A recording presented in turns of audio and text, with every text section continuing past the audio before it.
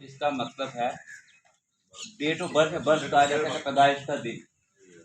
ठीक है, आपका जो आईडी बनता है अरबियन उधर किसी भी अरबी कंट्री में, तो उसके ऊपर लिखा होता है मिलाद और आपकी डेट ऑफ बर्थ लिखी। पहले इस कॉन्सेप्ट को आप लोग बिल्कुल क्लियर करें, ठीक है, क्योंकि हम मिलाद कहते रहते हैं लेकिन हमें पता नहीं कि हम क्या रहे। ईद मिलाद क्यों कहा जा रहा है, तो उस दिन उनकी पैदाइश हुई और उसकी खुशी को कहा जाता है।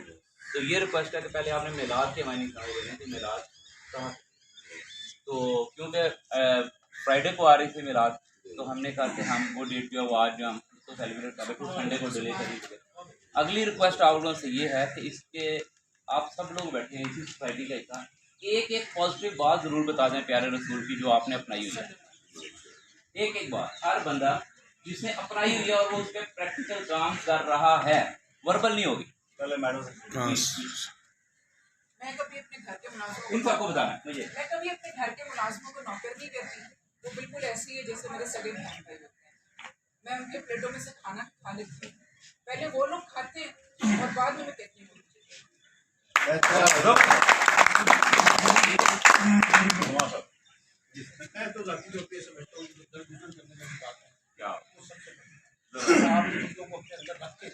आगे बढ़ेंगे ना वो आपको मैंने जो चीज़ सीखी है वो जो कभी से कभी बात की है, अगर आप उसको करते हैं तो आपकी जिंदगी माशाल्लाह। मैं सबसे पहले हर बंदे को सलाम करता हूँ, कहते 36 बंदों को सलाम करे तो आपको जन्नत वाजिब होती है, लेकिन कम से कम अस्सलाम वालेकुम व रहमतुल्लाहि व बरकातहू दिल में कहते हैं, सलाम कहते हैं। माशाल्लाह बड़े लोगों ने मेरे साथ बहुत किए, दौड़ के कहते यार सलाम ना पहले किया करें, जब अपना सलाम करे या आप देखिए फिर सलाम करना कि यार मेरा काम सलाम करना, जो आप दे या ना दे उसकी बात है, हर बंदा सलाम अस्सलाम वालेकुम। आप सल्लम ने फरमाया कि सलाम में सबसे पहल करो, तो जो मेरी नेचर है मैं कहीं पे भी जाता हूँ तो सलाम कर लेता हूँ, तो ये मेरी किसी का भी बुरा नहीं सोचना चाहिए। जी जबरदस्त जबरदस्त। हदीस के अल्फाज हैं कि मुसलमान वो है जिसके हाथ और ज़ुबान से दूसरा मुसलमान महफूज रहे। तो मेरी हमेशा ये कोशिश होती है कि चाहे कोई भी आपकी जितना मर्ज़ी खिलाफ हो जाए, आपने उसके मुताबिक उसके लिए नेगेटिव नहीं सोचना, उसका बुरा नहीं सोचना। जी जी बिशारत साहब जी आपसे सल्लम ने फरमाया है कि जो पहले सुलह करेगा वो हम में से, सुलह में जो पहल करे वो हम में से चलेगा। मैं यही बोलूँ कि बस वो दिल में किसी का बुरा नहीं सोचना चाहिए, कोशिश करनी चाहिए। अगर आपको किसी को इशू भी है तो वो बात करके ख़त्म करें, ऐसे मैं ख़त्म करें। बहुत आला जी।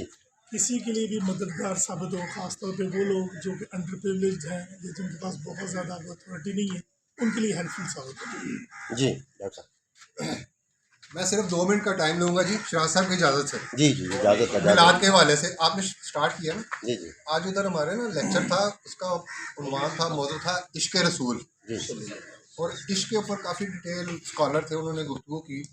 तो एक बहुत मुख्तसर बात करूँगा। इश्क का मफ़हूम तो बहुत बड़ा है, लेकिन बाज़ दफ़ा ना हमारे शायर लोग जो होते हैं उनको भी अंदाज़ा नहीं होता कि वो जो शेर कह रहे हैं उसका मफ़हूम कहाँ पे और किस तरह से जा रहा है। अब हम जो इस एज के लोग बैठे हैं ना, हमारी यंग एज के ज़माने में एक फ़िल्म थी, बड़ी मशहूर फ़िल्म थी, उसका नाम था एक दूजे के लिए। उसका एक गाना था बहुत मशहूर, उसके मैं पहले 2 अशार आपको सुनाऊंगा और उसके बाद उसकी थोड़ी सी बिल्कुल तफसील बयान करूँगा। वो इस तरह है कि वो कहते हैं, दुनिया में सबसे पहले किसने ये दिल दिया, दुनिया में सबसे पहले किसने ये दिल दिया, दुनिया के सबसे पहले दिलबर को सलाम, ए प्यार तेरी पहली नजर को सलाम। ये तो अपने उसने फिल्मी माहौल में गाना गाया ना। आप इसकी गहराई में जाएं तो अल्लाह करीम ने सबसे पहले आका अलैहिस्सलातु वस्सलाम को जब बनाया, इतना हसीन बनाया कि जो फरमाया ना कि ए प्यार तेरी पहली नज़र को सलाम, जो पहली नज़र प्यार से अल्लाह करीम ने डाली ना हुज़ूर अलैहिस्सलातु वस्सलाम पे, सुभान अल्लाह, उसको सलाम। और दुनिया में सबसे पहले जिसने ये दिल दिया, दुनिया में सबसे पहले दिलबर को सलाम, दिलबर आका अलैहिस्सलातु वस्सलाम और दिल अल्लाह करीम ने दिया पहली बार। मैं इस बात को ख़त्म कर, थैंक यू, क्लैपिंग जी इनके लिए। जी सर। जी बिस्मिल्लाहिर्रहमानिर्रहीम। थोड़ा सा ऊँची। अभी थोड़ी देर पहले हम यही बात कर रहे थे कि वैसे तो हर वक्त ही हमें दुरूद शरीफ पढ़ते रहना चाहिए, लेकिन बतौर ख़ास जो है रबीउल अव्वल के महीने में इसमें ज़्यादा कसरत के साथ पढ़ना चाहिए। और अल्हम्दुलिल्लाह ये बात वैसे बताने से तरगीब भी मिल सकती है कि मेरी खुशबख्ती है कि मैं बचपन से ये आदत बनी हुई थी, और उसकी वजह मेरे वालिद मोहतरम थे, क्योंकि वो भी बहुत ज़्यादा इश्क की हद तक रग़बत रखते थे, और जो उनकी ख्वाहिश रही पूरी ज़िंदगी कि वो जन्नतुल बकी में उनको जगह मिले। 100 साल की उम्र में जाके फिर दोबारा एक दफ़ा जब लास्ट टाइम गए वहाँ पे, तो अल्लाह ताला ने वो कबूली दी उनको। तो एक आदत वहीं से बनी थी कि स्टूडेंट लाइफ में भी जब कभी स्कूल भी जाते, कॉलेज भी जाते थे, हर वक्त, और अभी भी वही कह रही है कि मुझे उसके लिए तरद्दुद नहीं करने से ऑटोमेटिकली जब भी एक लम्हे के लिए खामोश होता हूँ तो वो चलता है। और वो मैं अभी दोस्तों को बता रहा था कि दुरूद इब्राहिम, वैसे दुरूद कोई भी बड़ा और छोटा नहीं है, दुरूद है बस, लेकिन दुरूद इब्राहिमी का हम सारे समझते हैं क्योंकि एक रेफरेंस है उसमें। लेकिन मुक्सर जो है, जो आसानी से हम पढ़ सकते हैं, जो मेरे ज़बान पे ज़्यादा चढ़ा वो है सल्लल्लाहु अलैहि या रसूल अल्लाह। वो बड़ा ऐसे ही एवरी टाइम पढ़ा जाता है, या सल्लल्लाहु अलैहि या मोहम्मद। तो ये हम पढ़ते रहें। और साथ छोटी सी बात करूँगा, चूँकि एडमिनिस्ट्रेशन में पूरी ज़िंदगी गुजारी और गवर्नमेंट सेक्टर में आप सब जानते हैं कि बड़ा बड़ा प्रेशर भी होता है। मेरे तजर्बे में जो चीज़ आई, एक अकीदा बन गया था कि जब भी कभी किसी वक्त का प्रेशर होता तो मैं वो इस नीयत से जब दुरूद शरीफ पढ़ता तो वाकई वो उसी लम्हे वो रिलीज हो जाता, वो परेशानी खत्म हो जाती। बहुत आला, बहुत आला।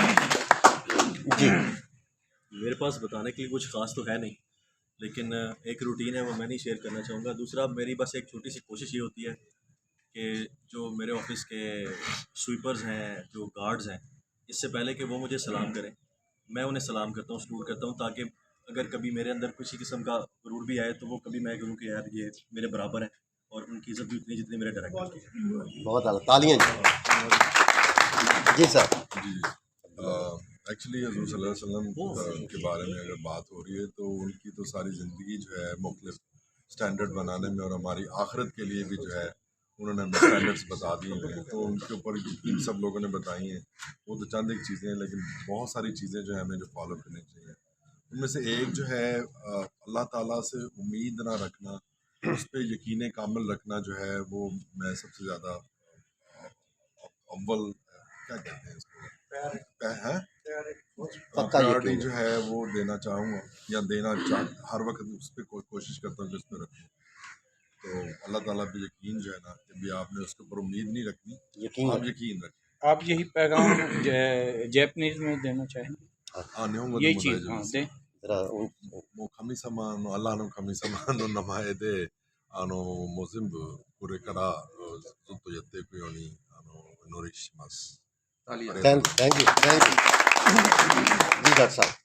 अच्छा, हुज़ूर सल्लल्लाहु अलैहि वसल्लम जिस तरह फरमाया कि आसानियाँ तकसीम करनी चाहिए, तो मैं छोटा सा काम करता हूँ, रोड्स वगैरह पे जा रहा हूँ, उसमें भी पत्थर कुछ चीज़ कैसी चीज़ आ जाए तो वो आगे से हटा दिया, ताकि लोगों के लिए आसानी हो और किसी को तकलीफ़ ना हो। तो बस ये छोटा सा काम करता हूँ। थैंक यू जी उस्मान भाई।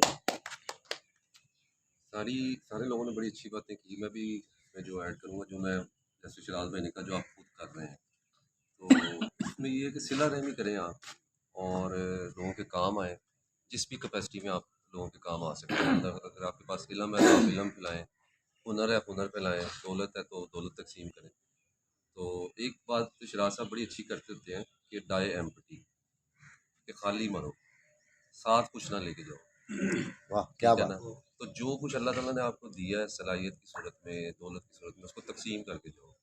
तो इसकी कोशिश जो है वो मैं करता हूँ कि जितनी हो सके जो सलाहियत की है उसको तकसीम किया जाए। बहुत दूसरी बात इनकी सबसे बड़ी बात कि हर काम दिल से करते हैं, और चाय में पानी नहीं डालते। आपको मौका मिलेगा, आपको मौका मिलेगा। जी वसीम साहब। हदीस का मफ़हूम है कि दो चीज़ों की गारंटी अगर इंसान दे दे तो दुनिया और आखिरत में उसे कामयाबी मिल सकती है। दो चीज़ें हैं, इंसान की ज़ुबान और उसका नफ्स। अल्लाह पाक से दुआ है कि हमें इन दोनों चीज़ों को संभालने की तौफीक दे ताकि हमारे लिए आसानियाँ पैदा जी। मेरा पैगाम ये है कि दीन जो है ये मोहब्बत का दीन है। अक्सर वक़्त ये होता है कि हम फ़िरक़ों में पढ़ के ना बड़ा ही इसे नफ़रतों का दीन बना देते हैं दीन इस्लाम मोहब्बतों का दीन है। अगर आपको किसी से इख्तलाफ भी है तो कोशिश करें कि उस इख्तलाफ को इखलाकी मदार में रखें, उसको ज़ाती दुश्मनी ना बनाएं। जैसे हम क्लियर कट बताऊँ, मुहर्रम हम स्पेसिफिक कर देते हैं और रबीउल अव्वल स्पेसिफिक कर देते हैं। तो कोशिश करें कि अगर आपका किसी के साथ भी इल्मी इख्तलाफ है उसको इल्मी ही रखें, उसको ज़ाती दुश्मनी ना बनाएं और मोहब्बत बांटें। ये मोहब्बतों का दीन है और मोहब्बत ही फैलाना चाहिए। जी मुख्तार साहब, रबीउल अव्वल के हवाले से आपका मैसेज। मैसेज जी मेरा यही है कि जो आप किसी से कोई वादा करें तो उससे जो है वो पूरा करें, क्योंकि आपके वादा करने से उसके दिल में कोई उम्मीद आ जाएगी, और अगर आप वो वादा पूरा नहीं करेंगे तो जाहिर है उसकी उम्मीद जो है वो पूरी नहीं होगी और वो परेशान होगा और उसे दुख होगा। और दूसरी बात ये है कि मैं हज़रत सल्लल्लाहु अलैहि वसल्लम के शान में एक दो शेर जो है जी पढ़ना जी, वाई नॉट।